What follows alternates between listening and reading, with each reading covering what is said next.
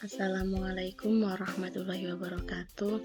Perkenalkan, nama saya Ainur Rahma dari Prodi Hukum Keluarga Islam semester 3 dan dosen pembimbing Meli Dwi Yuniar SMA. Saya di sini akan mempresentasikan domisili dalam hukum perdata. Yaitu yang pertama, pengertian domisili. Pengertian domisili di sini dalam konteks hukum perdata, domisili merujuk pada tempat tinggal tetap seseorang yang diakui secara hukum sebagai pusat kepentingan dan aktivitasnya.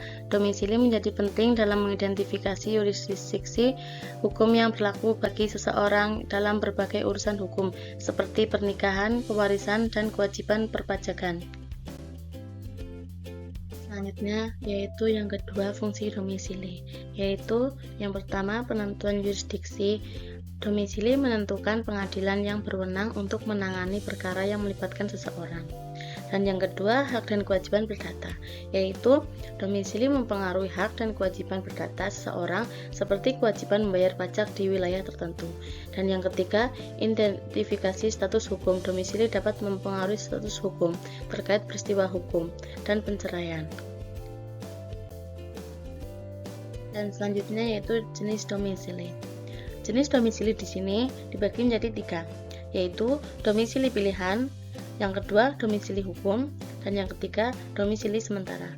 Yang pertama, domisili pilihan, yaitu tempat tinggal yang dipilih secara sukarela oleh seseorang, biasanya dipilih untuk keperluan administratif atau hukum tertentu. Dan yang kedua, domisili hukum.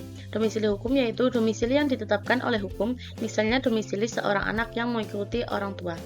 Dan yang ketiga, domisili sementara. Domisili sementara itu tempat tinggal sementara yang tidak dimaksudkan sebagai pusat aktivitas atau kepentingan seseorang secara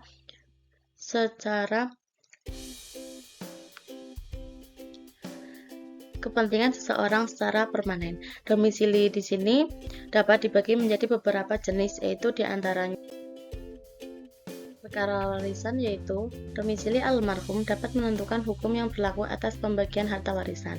Dan yang kedua yaitu perkara pernikahan. Perkara pernikahan yaitu domisili pasangan suami istri dapat mempengaruhi hukum yang berlaku terkait dengan perceraian dan hak asuh anak. Dan yang terakhir yaitu perkara perdata lainnya. Domisili juga dapat mempengaruhi putusan dalam perkara perdata lainnya seperti kontra hutang pihut. Dan yang terakhir yaitu kesimpulan. Kesimpulan dari domisili dalam hukum perdata yaitu domisili dalam hukum perdata merupakan konsep penting yang mempengaruhi berbagai aspek kehidupan hukum seseorang. Memahami domisili dan fungsinya dapat membantu individu dalam mengelola urusan hukum mereka dengan lebih efektif. Penting bagi setiap orang untuk mengetahui domisili mereka dan bagaimana hal itu dapat mempengaruhi hak dan kewajiban hukum mereka.